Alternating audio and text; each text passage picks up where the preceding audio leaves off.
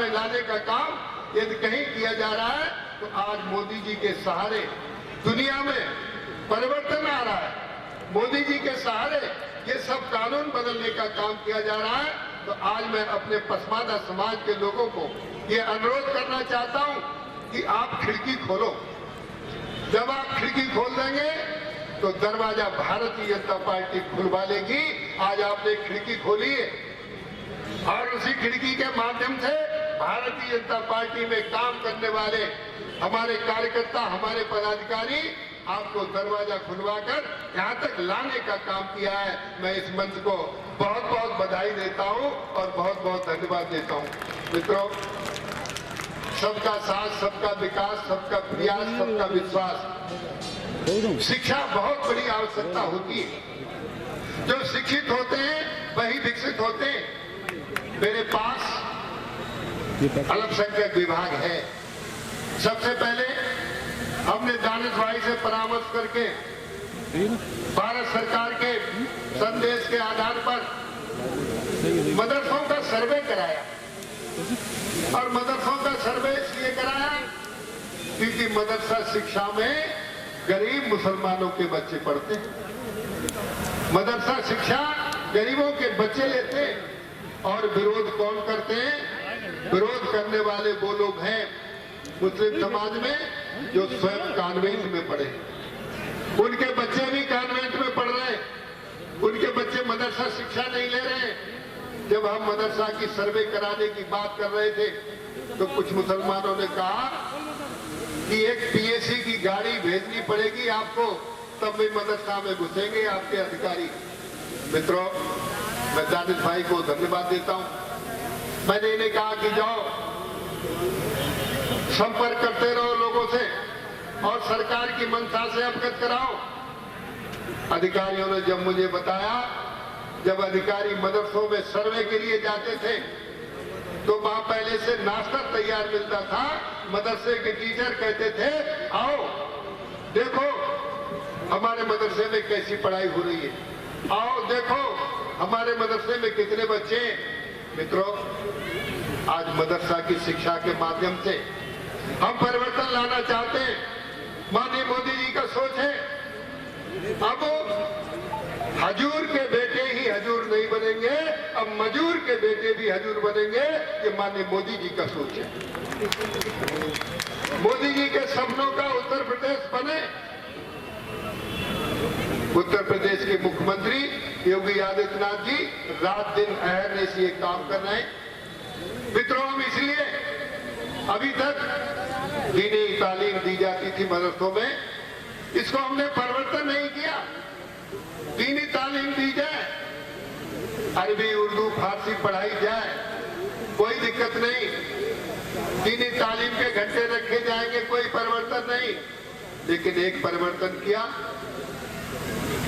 अभी उर्दू, अरबी, फारसी के साथ हिंदी, अंग्रेजी, गणित, सामाजिक विषय आदि पढ़ाए जाएंगे।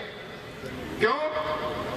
हम इनको पढ़ाकर गरीब मुसलमानों के बच्चों को हम आईएएस बनाना चाहते हैं, हम आईपीएस बनाना चाहते हैं, हम इंजीनियर बनाना चाहते हैं और हम डॉक्टर बनाना चाहते हैं। ये लोग ये नहीं चाहते, ये लोग मात्र मौलवी बनाना चाहते हैं। कैसे इनको अलग किया जाए, इस रास्ते पे लाना चाहते हैं। हम चाहते हैं मौलवी बने, कोई आपत्ति नहीं।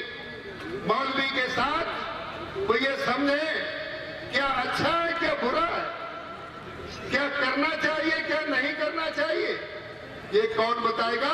ये अच्छी शिक्षा ही बताएगी, अच्छी व्यवस्था ही बताएगी, अच्छा वातावरण ही बताएगा।